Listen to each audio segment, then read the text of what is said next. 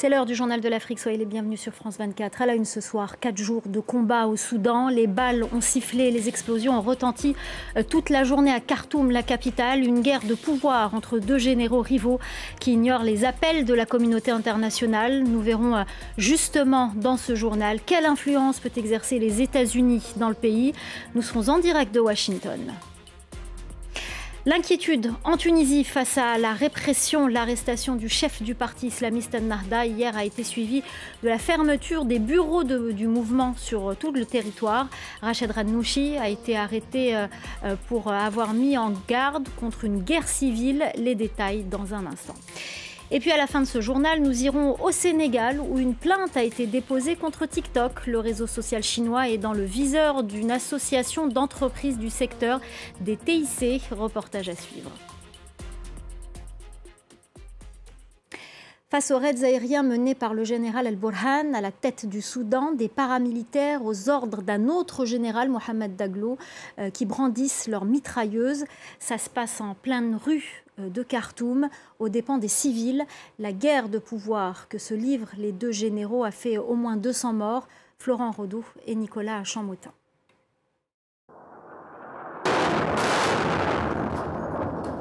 Une première explosion, suivie d'une seconde. Captées par la télévision d'État, ces images illustrent la spirale de violence qui s'abat depuis samedi sur le Soudan. À Khartoum, la capitale, les rues sont vides. Par peur des combats et des bombardements de l'armée, les habitants restent cloîtrés chez eux, le plus souvent sans électricité ni eau courante, et le sommeil commence à manquer.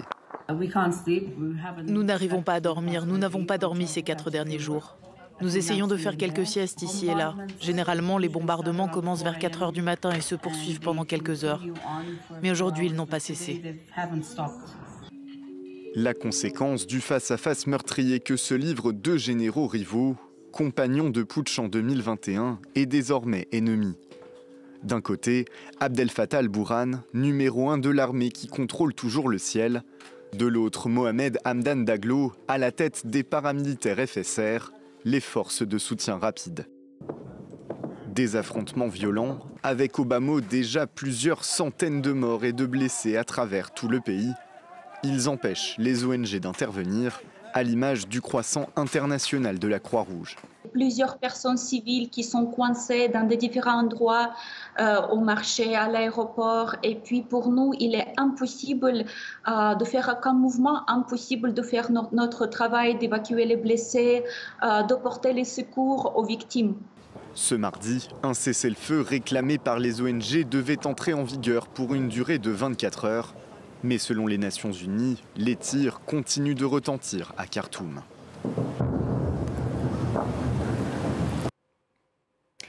La violence des combats semble avoir rendu sourds les deux hommes. Ils ignorent tous deux les appels au calme de la communauté internationale. La Ligue arabe, l'Union africaine et l'ONU ne sont pas parvenus à imposer une trêve. Pour l'instant, ce sont les armes qui parlent. Qu'en est-il des États-Unis? On retrouve tout de suite notre correspondant à Washington, Mathieu Mabin. Mathieu, bonsoir. Tout d'abord, quelle est la position des États-Unis dans cette lutte de pouvoir?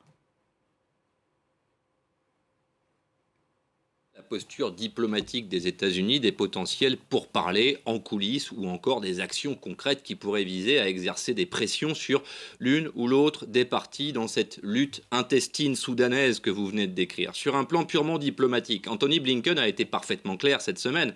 Il appelle tout simplement et de manière tout à fait attendue à l'arrêt des hostilités avec comme priorité absolue, et vous le rappeliez à l'instant, la protection des populations qui se trouvent, comme vous l'expliquez depuis plusieurs jours, au beau milieu d'un champ de bataille illisible pour elles.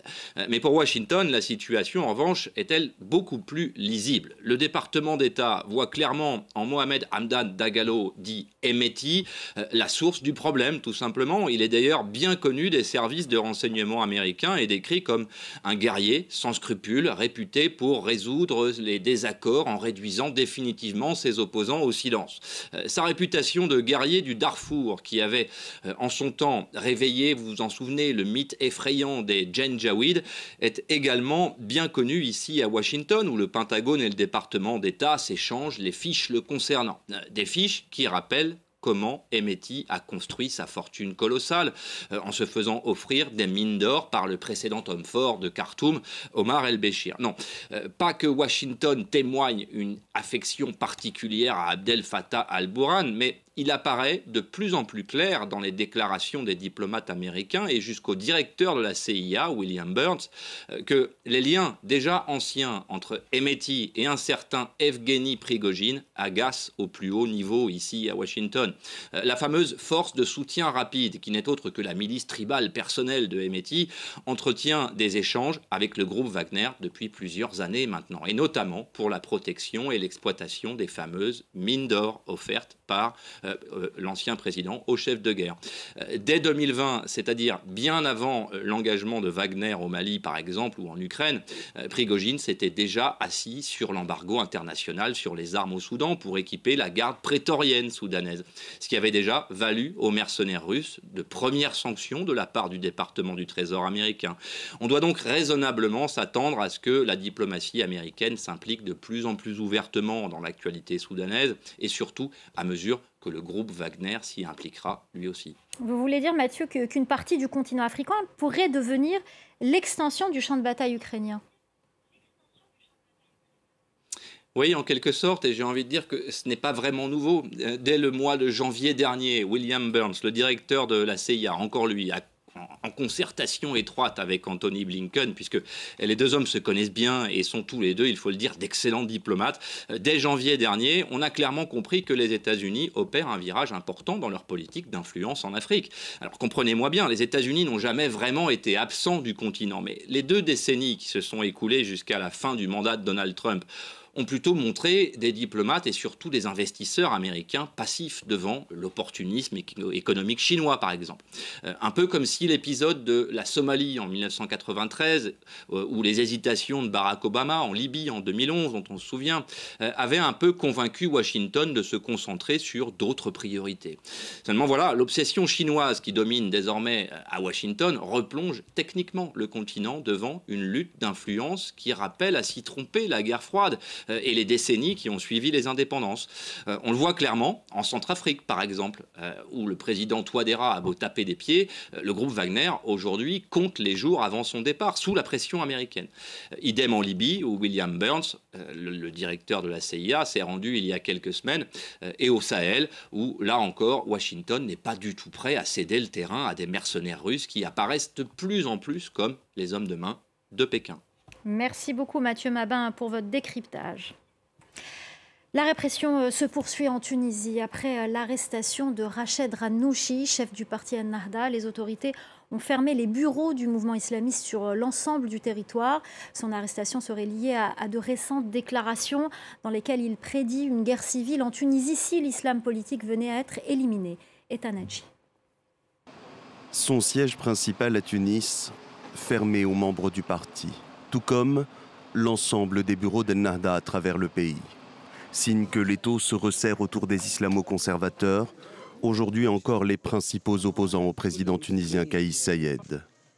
Un nouveau coup de force qui intervient après l'arrestation du chef d'Ennahda, Rached Ghannouchi, à son domicile dans la capitale. La coalition d'opposition dénonce le règne de l'arbitraire. Il a été transféré à l'hôpital. C'est une personne âgée et en même temps qui a des problèmes de santé. Son arrestation a été une surprise pour tout le monde. Donc c'est vous dire l'état d'effondrement des libertés. L'ancien président du Parlement, dissous en mars 2022, a été arrêté pour ses propos qu'il a tenus ce week-end lors d'une réunion de son parti. La Tunisie sans Ennahda, sans islam politique, sans la gauche ou sans n'importe quelle composante de sa vie politique, c'est un projet de guerre civile, c'est un crime. 2 autres responsables d'Ennahda auraient été arrêtés lundi soir. Depuis février, les autorités ont incarcéré plus de 20 opposants, ainsi que des ex-ministres et des hommes d'affaires. Sur France 24, ce spécialiste évoque une justice inféodée au pouvoir, avec un président aux méthodes autoritaires. Les personnes qui pensent qu'il s'agit juste de museler les islamistes, je pense qu'ils se trompent. On est en train de museler toute l'opposition petit à petit. Et le fait de commencer par les islamistes pour justifier une répression, c'est quelque chose que la Tunisie a connu il y a une trentaine d'années. Ben Ali a commencé par emprisonner les islamistes avant de se retourner contre le reste de l'opposition. Un contexte politique qui suscite l'inquiétude au sein de l'Union européenne. Elle a rappelé le principe fondamental du pluralisme politique en démocratie. L'opération séduction de Paul Kagame, le président rwandais, effectue une tournée en Afrique de l'Ouest. Après le Bénin, la Guinée-Bissau, il est arrivé à Conakry. Une offensive diplomatique alors que son pays est dans le viseur de la communauté internationale, accusé de soutenir la milice du M23 dans l'est de la RDC. Voilà pour ces images signées Malik Diakité, notre correspondant à Conakry.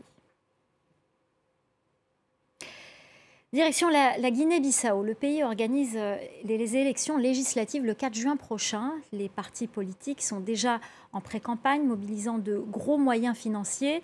Des organisations de la société civile demandent l'ouverture d'une enquête sur la provenance des fonds utilisés pour la campagne électorale.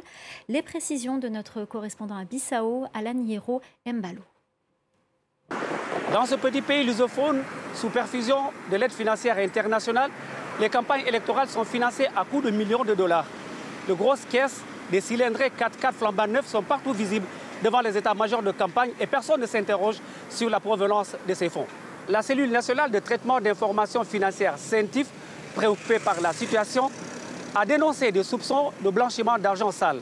Son coordinateur Justine Ofsa a demandé des enquêtes approfondies sur la provenance des fonds alloués aux partis politiques et aux candidats en lice. L'État n'a pas le contrôle sur tout le pays. Les organisations criminelles profitent de cette situation pour s'installer. Il faut savoir qui finance ces partis politiques.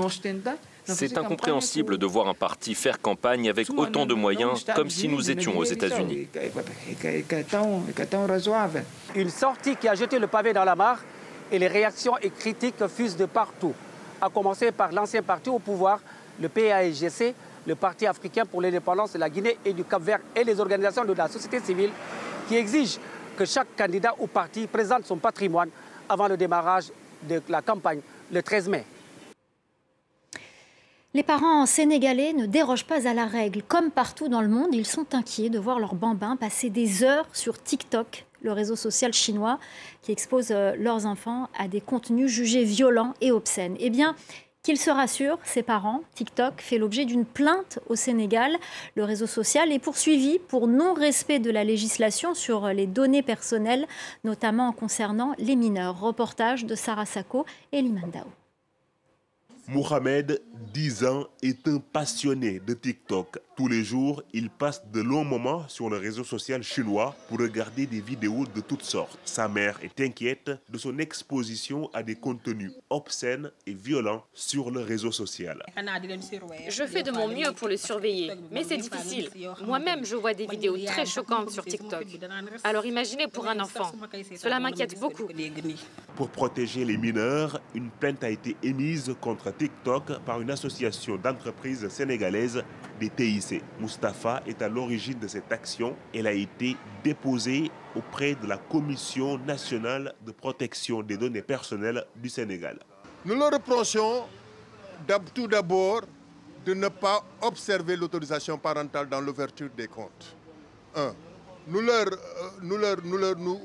nous plaignons également du fait que nous avons des contenus extrêmement violents, d'une part, mais d'autre part également des contenus qui ne sont même pas en phase, qui ne sont même pas adaptés à nos coutumes et à nos traditions. Selon la Commission de protection des données personnelles, les géants du digital comme TikTok et Facebook sont responsables de la protection des données de leurs utilisateurs aux yeux de la législation sénégalaise. La plainte de RSIC est venue au moment où nous avons pris nous-mêmes l'initiative de prendre langue avec TikTok pour qu'on règle ces questions. La plainte est venue au bon moment. C'est pourquoi cette plainte-là, on va l'instruire d'une façon très sérieuse. TikTok contre 450 000 utilisateurs au Sénégal, selon Start.io, une entreprise israélienne spécialisée dans les réseaux sociaux, un nombre en constante augmentation. Voilà, c'est la fin du journal de l'Afrique. Restez avec nous, l'info continue sur France 24.